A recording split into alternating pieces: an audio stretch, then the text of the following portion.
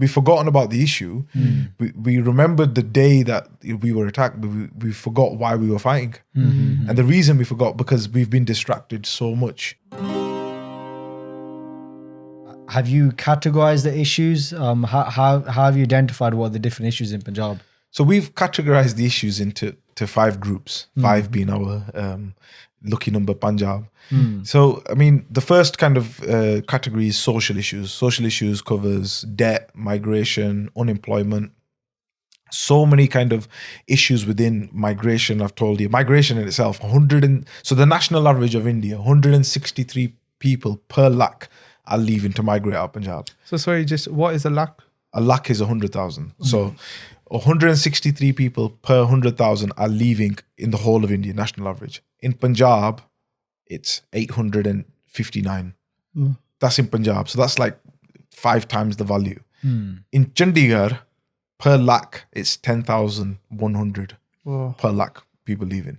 10,000. 10,000, yeah. Punjab has the highest number of fake agents than anywhere else in India. What does that mean by fake agents? So people that would get you to another country without official means. So it might be in that they make you fake documents or get you somewhere through a student visa to get you out somewhere. So that's this social issue. So within them social issues falls the drugs. Punjab's number 3 for drug overdose, number 2 for alcohol-related poisoning and deaths, number 1 in NDP acts in the whole of India at the moment. So Punjab itself, in terms of drugs, is absolutely, in the highest category in just from this 1.5 geographical area. Second issue being health. So we've touched upon health. Punjab's the capital for hepatitis, capital for HIV, capital for heart disease, number 2 for diabetes. So many issues in Punjab in terms of health. And within that, you're talking about mental health as well. So just yesterday, we put a post up, 20% rise in Punjab's mental health disorders. 1 in 8 people in Punjab are suffering from mental health. 80% of them have never received any type of medical treatment to deal with that mental illness. So the issues around the social issues in themselves, debt being huge, unemployment being huge within that. The second category from social issues, health issues, then it's education. So education kind of overlaps all the issues. Being it language, the current education system at the moment, where around 70-80% of the education system at the moment is privatized. So anyone that goes to public school is usually from a poor family. Similarly with the hospitalization in Punjab, so linking back to the health, 70-80% of those people that go to hospital are private hospitals. Only 20-30% go to public hospitals. And if you look at the kind of last post that we've put, Punjab is the highest in the whole of India place to get ill after Delhi. So if you get ill, it's the highest place in terms of, let me rephrase that. Punjab, if you to spend a night in a hospital, Punjab has the highest cost in the whole of India after Delhi. So if you're going to get ill, don't get ill in Punjab. Because it's extortion at the moment, the privatization. And this is what, linking back to the Kisan Morcha, why they didn't want to privatize.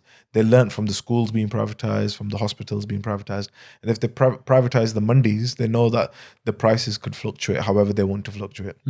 So education, within that falls, we've got humanitarian, so it's human resources and environment, which is our 4th bracket. That covers kind of the water issue, so how the groundwater is depleting, 75% is being diverted to other states. Soil fertility, how soil fertility is basically on its way down in Punjab. Other kind of agricultural issues falls in the human resources. Environmental issues such as deforestation, pollution, all fall within that category as well. So we've got social issues, health issues, human resources, environment issues, education issues, and the last one is religious issues. So religious is a bracket on its own. Kind of understanding what is going on in Punjab, but mainly focused around the biadbiyan that are happening in Punjab. What is the kind of cause? Why are they happening? The kind of religious texts that have been changed, historical sites that have been kind of destroyed, why there's been mass conversions, and all these things that are going on religiously. There's research going on them factors as well. Before we touch upon even this religious bit more, even though these are like 5 different categories, they all link. Absolutely. Like you said, right? So like, for example, somebody could be, have lack of education, like you spoke about earlier, when it comes to like pesticides and what are the right things to use. And that can lead to social issues like debt and then suicide, and that links to health. And then it's like a vicious cycle, right? Absolutely. I think for me, education is the most important. Okay. Why? Because there's a famous saying, if you give a man a fish, he eats for a day. If you teach a man to fish, he eats for life. So if we can educate the next generation on preventative measures, we're already in the right stepping stones to save Punjab. I'll give you an example. When you went to school, did they teach you to turn the tap off when you're brushing your teeth to save water? I don't know if you remember that. Yeah. We always got taught that if you're brushing your teeth, if you brush your teeth, to turn the tap off, because the water's just running for no reason. To have a shower rather than have a bath, because a bath uses more water. So all these things I remember being taught to reduce, reuse, recycle. How many of the next generation in Punjab have been taught this? That you could be reducing this, you could be reusing this, you could be doing this. Education's key. You know, if a farmer is not using PPE because he doesn't know how to. I mean, there was a statistic I was reading in some of my research that I think around 30% of the tubs that contain the pesticides are then used to take roti. Like when they dabbe de vich roti palo, and that still has residue that is so harmful for human consumption. So like the education that this is really bad for you is not being obviously portrayed to the farmer in Punjab.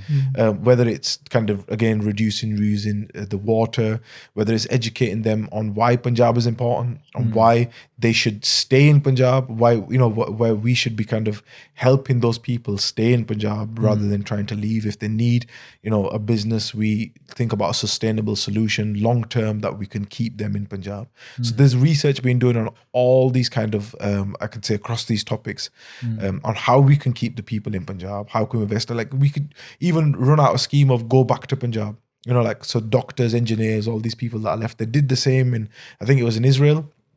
They gave them a scheme to say, look, we'll pay you X amount to go back and go back to your home. So we in the diaspora have got, where in terms of the UK, we're the second most giving to a charitable cause. But most of the time, we're not giving to Punjab, we're giving to other causes. But if you're not happy at home, then, are you going to be happy anywhere else? Mara says, Kar sukh vasya, bar sukh paya. I know the reference to that is the home within, but if we take of that being our home also, then, we should focus our energy on the Panth, as in 75% of our Panth is in Punjab. Make sure the Parchar is brilliant in Punjab. Make sure that the people in Punjab are Sikhi in terms of health, in terms of social issues, in terms of education, in terms of religious issues. So we're kind of looking at that factor as well. And then when you've got bread on the table, you can think about other things like bringing our water back or, fighting for our rights. Because I think at the moment, they're so distracted with just the nitty-gritty of how to survive. They're not thinking about anything else. Like Darbar Sahib was attacked in 1984. Why was Darbar Sahib attacked? Because they were fighting for their rights. What rights were they fighting for? They were Mukhi Adhikar, your water rights, the Kapuri Da Morcha, SYL Canal, and language rights. But how many people since 1984 have said, we want to bring our water back? We want to fight for our Punjabi rights. We've forgotten about the issue. We remembered the day that we were attacked, but we forgot why we were fighting. And the reason we forgot, because we've been distracted so much. And it ultimately goes back down to, the foundation was laid on that day that we now realize we don't want to be, with India. We want our own home. And we stick by that 100%. But we want to be at a point when we get our home that Punjab is not a desert. That Punjab is not just full of nashe. That Punjab is not just in a place where we can't actually survive. And people don't want to live there. So it's getting to that point. If you enjoyed this video, be sure to check out the full podcast on our second channel, BOS TV. And don't forget to like, share, and subscribe. Let's get it to 10K subs.